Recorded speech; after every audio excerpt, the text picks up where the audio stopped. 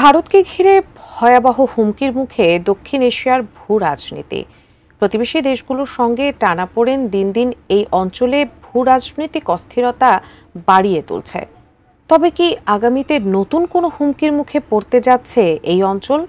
বিস্তারিত জানাচ্ছেন আরিফ হাসান। দক্ষিণ এশিয়া বিশ্বের সবচেয়ে ঘনবসতিপূর্ণ এবং ভূরাজনৈতিকভাবে সংবেদনশীল একটি অঞ্চল। ভারতের আকার, সামরিক ও অর্থনৈতিক প্রভাব এবং কৌশলগত অবস্থান এই অঞ্চলকে বিশ্বের পরাশক্তিগুলোর আগ্রহের কেন্দ্রবিন্দু করে তুলেছে। তবে সাম্প্রতিক সময়ে একাধিক ইস্যুতে ভারতকে ঘিরে দক্ষিণ এশিয়ার দেশগুলোর মধ্যে টানাপোড়েন, অস্থিরতা এবং উত্তেজনা লক্ষণীয় হয়ে উঠেছে। সম্প্রতি ঘটে যাওয়া কাশ্মীরের পেহেলগামে ভয়াবহ সন্ত্রাসী হামলায় ২৬ পর্যটকের নিহতের ঘটনায় আবারও উত্তাল ভারত পাকিস্তান। এই ঘটনায় সরাসরি পাকিস্তানকে দায়ী করছে ভারত। ইসলামাবাদের বিরুদ্ধে নিয়েছে ৫টি গুরুত্বপূর্ণ সিদ্ধান্ত। এর ফলে চলছে কূটনৈতিক প্রতিবাদ, বাড়ছে সীমান্তে উত্তেজনা। এমনকি দুই দেশের সেনাদের মধ্যে চলছে নিয়মিত গোলাগুলির ঘটনা। পরিস্থিতির অবনতিতে দুই দেশের মধ্যে যুদ্ধের সম্ভাবনাও নতুন করে উকি দিচ্ছে। ২০১৯ সালে ভারতের ৩৭০ ধারা বাতিল করে কাশ্মীরের বিশেষ মর্যাদা প্রত্যাহারের সিদ্ধান্ত পাকিস্তানের সাথে ভারতের সম্পর্ককে তলানিতে নিয়ে গিয়েছিল। পেহেলগামের সাম্প্রতিক ঘটনা সাম্প্রতিক উত্তেজনাকে আরও ঘনীভূত করেছে। ফলে আন্তর্জাতিক অঙ্গনেও ভারত পাকিস্তান দ্বন্দ্ব আবারও একটি গুরুত্বপূর্ণ কূটনৈতিক ইস্যুতে পরিণত হয়েছে।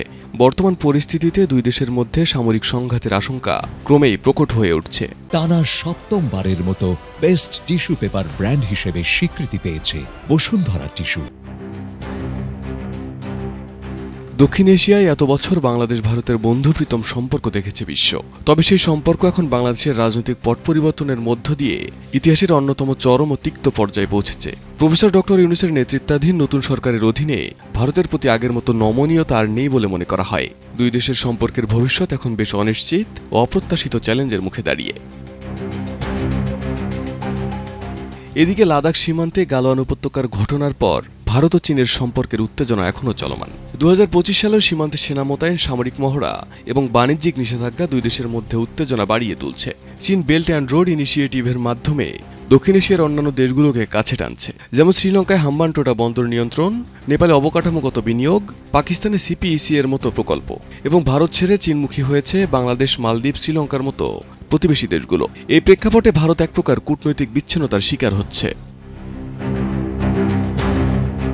২০২১ সালে তালেবান ক্ষমতা গ্রহণের পর ভারত আফগান সম্পর্ক কার্যত বিপর্যস্ত হয়ে পড়ে। তালেবানের সঙ্গে ভারতের কূটনৈতিক সংযোগ সীমিত, যদিও ২০২৪ সাল থেকে কিছু যোগাযোগ পুনঃস্থাপিত হয়। কিন্তু ভারত এখনও আফগানিস্তানে সরাসরি প্রভাব রাখতে পারছে না। অন্যদিকে পাকিস্তান ও চীন আফগানিস্তানে তাদের প্রভাব জোরদার করেছে। এর ফলে ভারতের ঐতিহ্যবাহী কৌশলগত প্রভাব দুর্বল হয়ে পড়ছে। এছাড়া ভারতের অভ্যন্তরীণ রাজনীতিতে মুসলিম বিরোধী বক্তব্য, পদক্ষেপ এবং হিন্দুত্ববাদী রাজনীতি দক্ষিণ এশিয়ার মুসলিম প্রধান দেশগুলোর সঙ্গে সম্পর্কে প্রভাব ফেলছে। দেশগুলো ভারতের ধর্মীয় রাজনীতি নিয়ে উদ্বিগ্ন। পাকিস্তান ভারতের মুসলিম সম্প্রদায়ের অবস্থা নিয়ে আন্তর্জাতিক ফোরামে সরব রয়েছে। এছাড়া ইসলামী অনুভূতির উপর ভারতের প্রভাব নিয়ে প্রশ্ন তুলছে মুসলিম দেশগুলো। এই সমস্ত ঘটনায় ভারতকে দক্ষিণ এশিয়ার মুসলিম দেশগুলো থেকে বিচ্ছিন্ন করে ফেলছে। नरेंद्र मोदी हमारे इत्तेहाद को कमजोर करना चाहते हैं। दाऊदी बोरा के लोग पार्लियामेंट की कमेटी के पास आए थे। এক কথায় ভারতকে ঘিরে দক্ষিণ এশিয়ার ভূরাজনৈতিক বাস্তবতা বর্তমানে গভীর অনিশ্চয়তায়। প্রতিবেশীদের সঙ্গে ভারতের সম্পর্ক নানা কারণে তলানিতে।